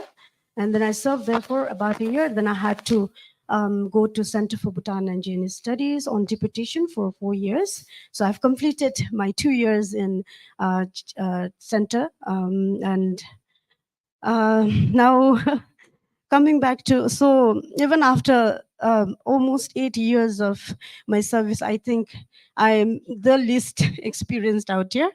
And I'm little scared for my life. But anyways, I'm going to try my best. Actually, I had prepared, I was going along the line of His Majesty's vision and his recent visit to India from November 3rd to 10th, and his dialogue with Prime Minister, Mr. Modi, and the outcomes of it. But I guess that has been already talked about in the earlier session, as well as two of the panelists here have already talked about it. And I don't think that I need to reiterate on those points. But anyways, because I don't have much things to say now, but I still have 10 minutes, so I'm going to take this opportunity to actually say something. Now, we all know that Bhutan and India actually have a very, very strong cultural and historical ties since many, many years ago. And I can't even remember, so that's that long. And then after that, of course, the economic connectivity, trading, all of that began. And now, of course, India is the biggest trading partner of Bhutan. Overall, 80% of it is with India. And then not just that one, I think India has always been generous, and India has always been the biggest development partner for Bhutan since 1961, when we had our first development plans. So yeah, I'd like to express my gratitude for that. And India continues to commit to those help and assistance to Bhutan. So thank you so much for that one. And other than that, I think economic connectivity, I don't think it's just about trade, buying, selling, and all of those things, but I basically want to talk about the people-to-people connectivity when it comes to economic, because I was also thinking about infrastructure earlier that has been actually taken care by His Majesty's visit, and with lots of connectivity coming up through railway connectivity, land connectivity, riverine connectivity. I think most of our concerns will be solved. And I am very certain that in the coming years, we'll see a very positive and a very different scene when it comes to trade and commerce and economic connectivity. So that is there. Then people-to-people connectivity, I think, is very important when it comes to trade and in economic connectivity in general, because I think the trust that we need to build and strengthen that we already have on the trust that we already have with each other, being the good neighbors. And Bhutan and India, we have shared a lot of good memories, a lot of good relationships in so many years. And at this juncture, we have also reached at the stage where our friendship is actually very, very exemplary to all over the world, so of great friendship. So Yes, that is there. So I feel like that is more important, people to people connectivity. And then, like Sir was saying about the, though India is the biggest trading partner to Bhutan, but it is certainly not sure how much of the percentage actually goes through Assam, which is actually, which we have the oldest and the most special friendship with. I totally agree with that, because we also know that for now, most of the trade things that happens as actually happens from the West Bengal, and we don't have a lot of things that happening with Assam, that area. That is why I would like to also say that even in our country, I think that eastern or southeast part of Bhutan is actually lagging behind when it comes to development, both in terms of infrastructure and other tourism. We have very less of tourism in the southeast part of Bhutan. Everything is actually concentrated towards central, I would say, western part of Bhutan, western and northern part of Bhutan. So I think this will be a very great opportunity to actually look at what could be some of the mutual benefits that we can reap from this connectivity, and then find out that that mutual issues and solve it. Then also look at what area of economic connectivity we can focus, so that both of our countries benefit from each other, and the region in that the regions actually develop and benefit from it, and the livelihood is bettered. So yeah, I think that is all the things that I can think of now. And if we have like questions and answer session, maybe I can provide more information, and my colleagues here can actually help me on this. Thank you so much, and I'd like to thank Asian Confluence for this great opportunity, and of course Indian Embassy in Bhutan for actually financially supporting us and actually bringing us here. I think it's a great opportunity. And while we were coming here, we actually thought that we are coming here to actually connect with people and then set that tone. But then very act of coming here now, I believe, is we have already started it, connecting with each other.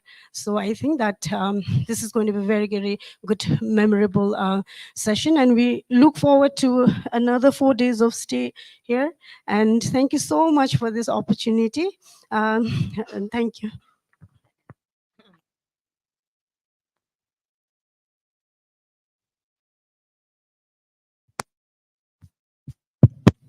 Well, thank you so much. I think, Ms. Kenchandema, you've given some excellent ideas.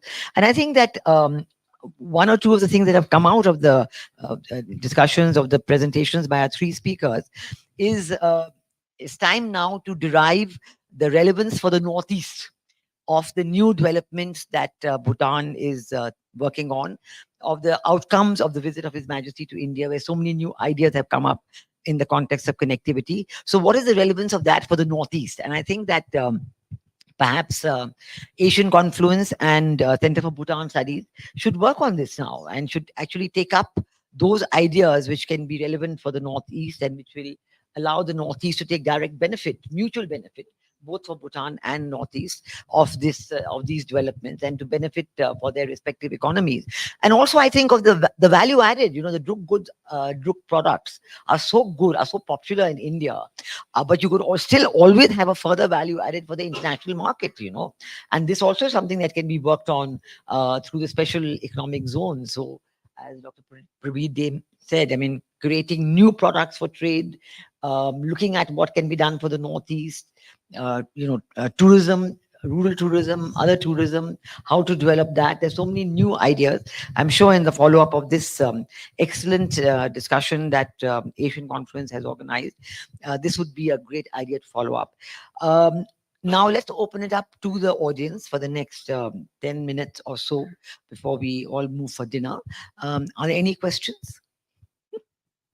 Welcome, welcome. You just arrived. Okay, okay. Well, we must welcome you. Any questions? Anybody is going to ask something? Why don't you ask the first question? Come on. Or a short comment. Yes, we'd value your comment. Let's give it. Oh, there is one. He's got it. He's got it. Yes. Well, thank you very much for giving me this opportunity. Uh, I'm sure the three panelists would have discussed in great details about India-Bhutan relations. But I would say I was in Bhutan about 2 months back doing a project with the Ministry of External Affairs, had interactions with a large number of institutions. And I get the impression that Bhutan would like to really get into the business of uh, second major phase of development now, right? And I see that the engagement would be with India and through India, right? Particularly in the south. And I also see a very strong possibility that Bhutan's look south policy is going to be deeply integrated with India's Act East policy.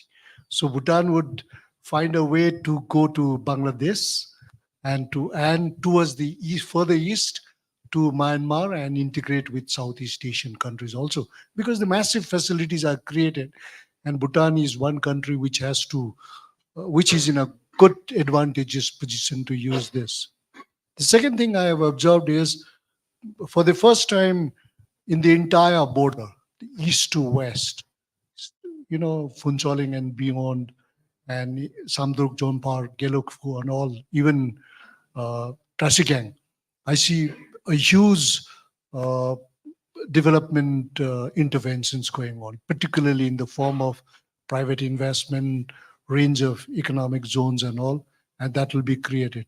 So I think it opens up an absolutely brilliant ways of Bhutan, basically calling the north as a protected zone as far as environment is concerned, and south as a zone that would integrate with rest of South Asia, particularly BVI. So I think we can really look forward to a very good integrative processes in the next decade or so. Thank you.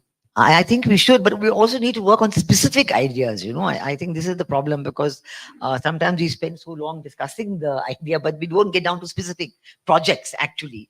And I think here we need everybody's inputs into this. And as I said, maybe Asian Confluence would work on this with Center for Bhutan Studies. But thank you very much for your very valuable comments, since you were in Bhutan only recently. Thank you very much indeed. Any other questions? Yes, please.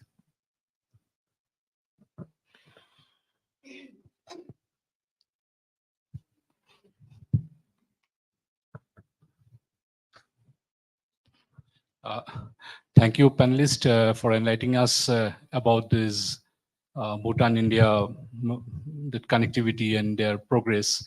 And I just wish to emphasize on certain point that as of Northeast India and the Bhutan, we have got a very rich traditional culture, knowledge, our that indigenous knowledge. So I think that we need to also emphasize of sharing those knowledges so that we can build up a relations amongst us. And with the modern science and technology, if I emphasize to improvise those knowledges, it can be an asset to whole of the world. So this is my point I want to add up. Thank you. Thank you. Yes, that's a very valuable idea. I'm sure it will be taken on board. Are there any other questions? Any other questions?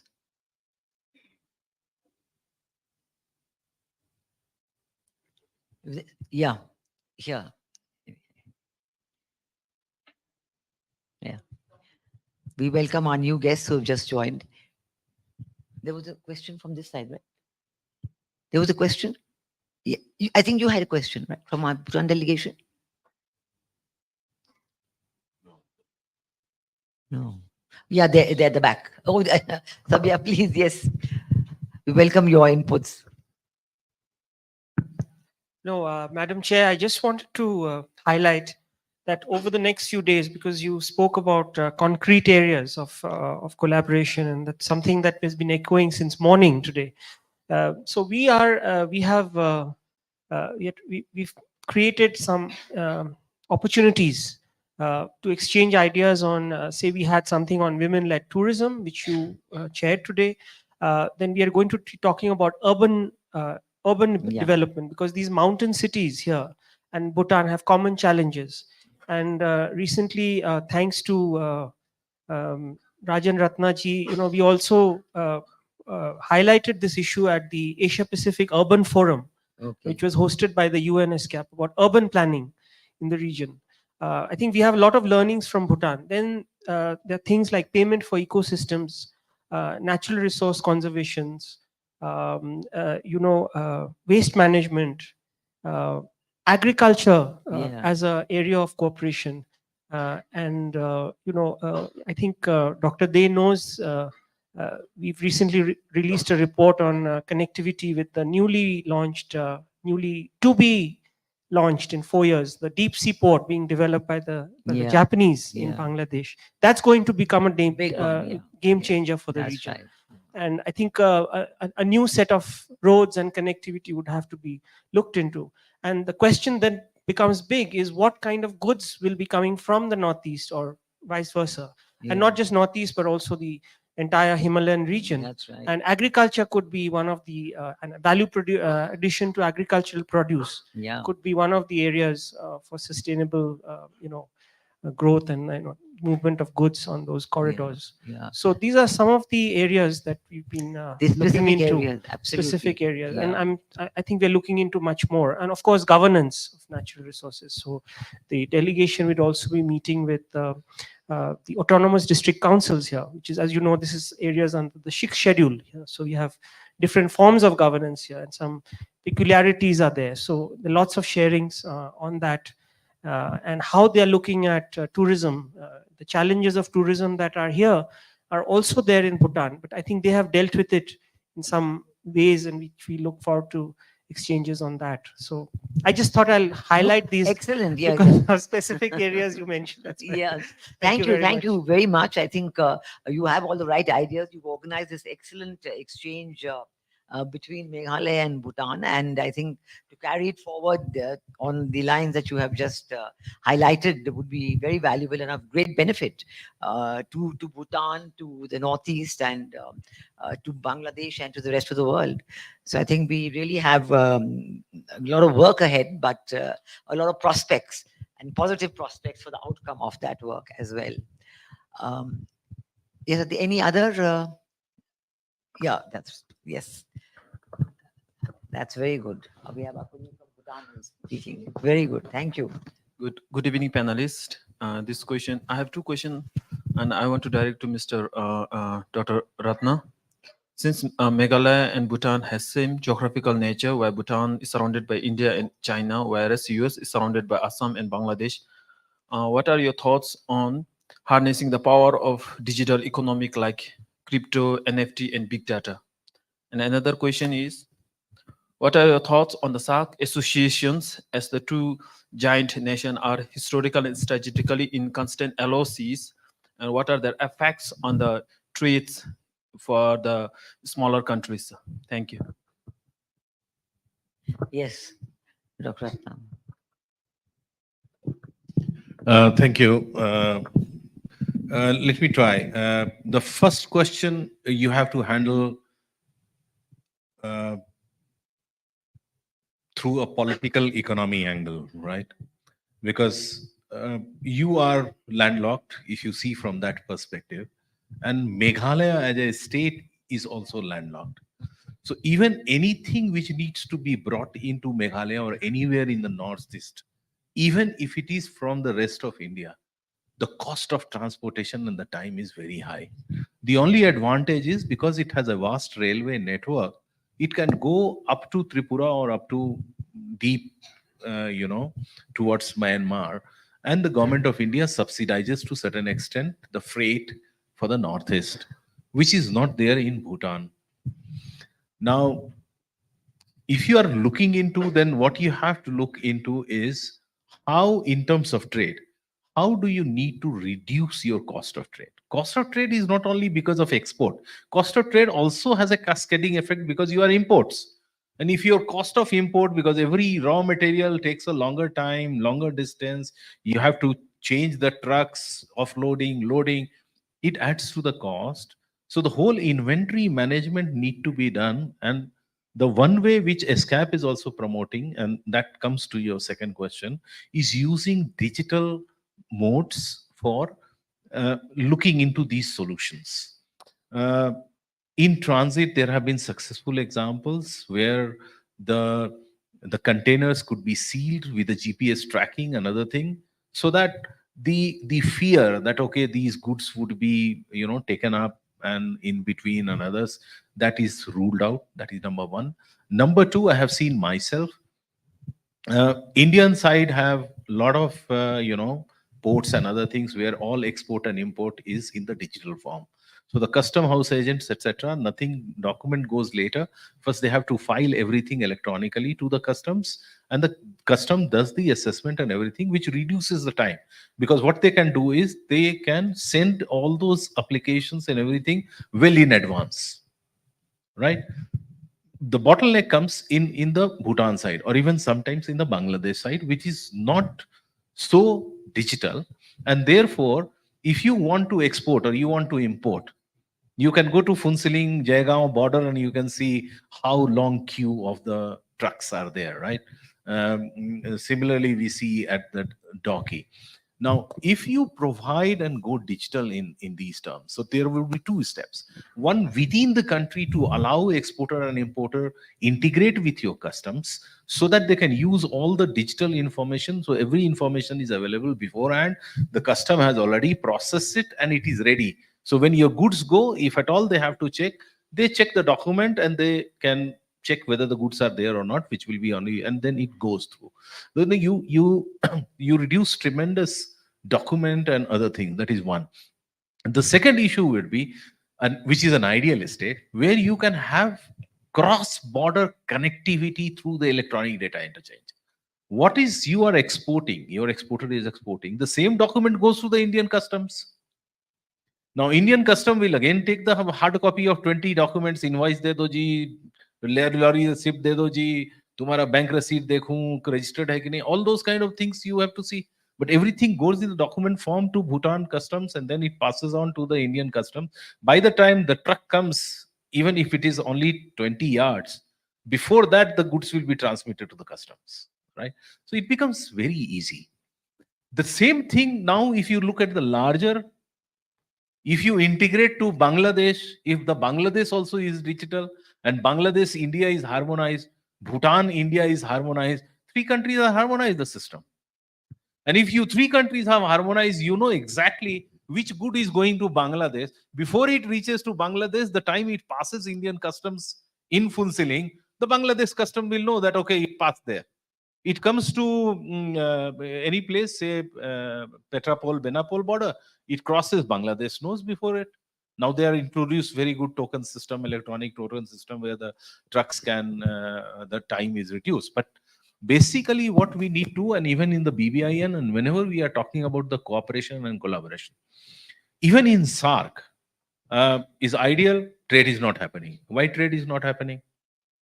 You compare it with ASEAN, we are far, far behind. Why? One aspect is we see each other as competitor. We don't see each other as partners. So anything comes for the liberalization, my industry will go, or the revenue will think, oh, my revenue will go down. Bhutan is not that issue, and that is why you see in SARC, you are one of the most liberal LDC in the commitment. But you did not benefit. You did not benefit for SARC because India, you have a bilateral free trade agreement. Everything goes zero. But again, for Bangladesh, Nepal, their sensitive list is larger for you. So items which you have a potential, they cannot export. You cannot export it to them. So there are no duty concession. So those are the issues which need to be discussed, deliberated upon, because in SAFTA, it gives you two windows. The countries can have a sensitive list for developing countries, which is only India, Pakistan, and Sri Lanka, and for least developed country, which is a separate. And the least developed countries also have a less obligation on terms of rules of origin. Other countries have to do 40% valuation, you have to do 30% valuation. Now there is a danger area. You have graduated. In SAFTA, this provision is only for LDC. Now you will be treated at par with India, Sri Lanka, and Pakistan. Where do you stand? You will have into a problem. So last year and this year, we are working with 3 LDCs, Bangladesh, Bhutan, and Nepal, to say, because in SAFTA, there is an exception in Article 12. Maldives was graduating, and the concessions of SAFTA as LDC continues to Maldives even if they are graduated after that. We have promoted, 3 countries have reached a consensus, but they are still internal process is very slow. So we talk here, we are totally warm when we go back, and especially for the policymaker. I was also 25 years in the government. You go back, you speak things in the seminar, you go back, then you have another 20 files pending in your head. Then what you spoke, you forget. Right? So what we talk, we just talk, we do not implement. That is another problem in South Asia. We enjoy talking. Right? We never enjoy putting things into action. Right? The third is we have various layers. I have looked at the summit level declaration of India, Bangladesh last year, September, and very recent when His Excellency from Bhutan had gone to India. Anybody, I tell you, I challenge you, look at every point that was agreed. For Bangladesh is more than 1 year, not even 10% of that has been implemented. What are we talking about? The prime ministers have given a commitment, and at official level, medial level, higher level, we are acting as our own sultans and kings. This is another challenge. I don't think it's that bad, but anyway. I think you're exaggerating quite a lot there. Madam, I know that these declarations are emanated from MEA. Let me to prove my point, I'm saying that actually, even if you say that SAFTA is not working well, if you look at the bilateral trade between India and Bangladesh and where it is today, I mean, Bangladesh exports to India are now touching $2 billion. But ma'am, you have to look into how much of that is going in SAFTA. No, I'm saying, that's what I'm saying. I'm not talking about the mechanism here. I'm talking about the actuality of exports. Bangladesh is exporting, and Dr. Prabide will know, it's a huge interest, it's a huge change, because at one time it was a big problem that their exports were so low. I remember when I was there, it had not even crossed $100 million. And our target was to cross $100 million, and today it is $2 billion. No, you're right. I agree in one sector, Bangladesh is beneficiary of SAFTA in textiles. Because in SAFTA, India has a LDC sensitive list which covers only 25 items, which doesn't have textile, and there is no quota. So Bangladesh has exported. But once they graduate, that textile becomes the sensitive. India has given complete, almost free trade access to Bangladesh. It's a bilateral decision, right, not under SAFTA. So I think basically, I think you highlighted the aspects very well. And I think the synergies to the south, the looking south policy, the look south policy of the Bhutan government is one that I think will reap very rich dividend. And I'm sure with, as Sri Shabdata said just now, that they're going to look at it very seriously. There will be very positive results. And even between India and Bhutan, among the decisions taken when His Majesty was in India was on the ICP, on having an integrated check post, which is the first step. Which is the first step. Of course, it's a baby step, but once it starts and it proves itself beneficial to both countries, it's easy to replicate that step. So that's the fact that has been taken shows the seriousness of both sides. I think with that, I think we are ready for dinner, isn't it? I think we have to end the panel discussion at this time. So I would like to thank all the participants for their very valuable contributions, Ms. Kenchu Dema, Dr. Prabir Dey, and Dr. Rajan Ratna. Thank you very much. Oh, there is something. Oh, yes, please go ahead. One final comment from Bhutan. Thank you. Actually, I want to share my thoughts here. I'm an exporter from Dauki side. I want to share that is a good for the Bhutan Meghalaya to be a share partner. But on my side, now I am by seeing in our side, because Dauki is not only the business side in business place. It's also is a tourist place, also very famous. But one problem is that is we are facing in Dauki side, that is a very rough road. Even we cannot enter our vehicles smoothly. We have to wait 1 week. One vehicle means 1 week, if one vehicle we have to enter. That is means our business is running so slowly. Yeah. And on my side, I want to request you all, because at the time tourists in that in our checkpoint guests of Bangladesh, Indo-Bangladesh, almost tourism is are coming to see that Indo and Bangla borders. That time is very conscious with the vehicles. That's why is from my side I want to request that we need a very big and a smooth road in order to look our Meghalaya is very nice and beautiful. Tourism also coming from outside, not only inside India, outside the India also, they can going back happily without no complaint. That's all. Thank you. Yeah, thank you. No, I agree that the facilities at Dauki border, Tamavil-Dauki border need to be improved enormously. And since it's now going to be one of the exits for Bhutan goods also, it really needs a lot of improvement. I'm sure government of Meghalaya can talk to the Ministry of Highways in Delhi and get this done quickly, National Highways. Now, I think a final word from Executive Director, Asian Conference. Would you like to say a few words before closing the session for today? I give you the floor. Thank you. Sorry, I just have the pleasure actually to first thank you all for being part of this. To again welcome our friends from Bhutan, but also to welcome our friends from Bangladesh, from Nepal. I would like to make a special welcome to the UN representative to India. Welcome to Asian Confluence, sir. Welcome to Shillong. Madam Michiko Tanaka from the UNSCAP, Samudra Gupta Kashyap, Vice Chancellor, Nagaland University, Mr. Neil Conver, who's a great friend of Bhutan, who writes extensively.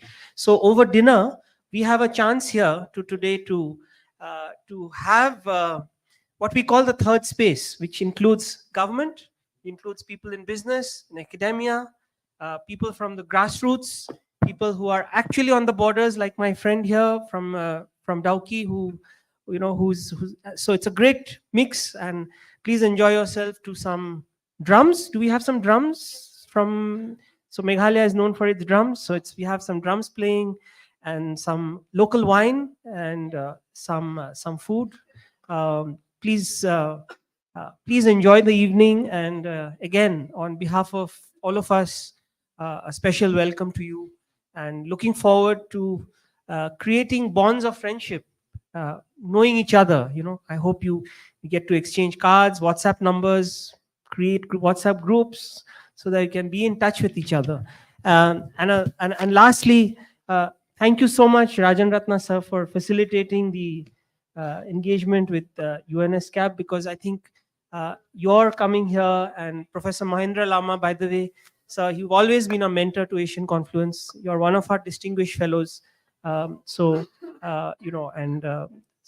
you very much. And I forgot to mention we're going to have a dialogue with Japan within February, I think. The next intellectual dialogue we are hosting with Japan. So the ambassador of Japan was here last week, and we're looking forward to talking about these agendas again, inviting all the partners. So on that front, welcome, and enjoy the evening. Thank you, and please help yourself to food and drinks. Thank you. Can we have a picture of the panel together? And yes, and could I invite also Samudra Gupta ji and Neil Conver ji to also join the picture, the part of the thing? Professor Lama.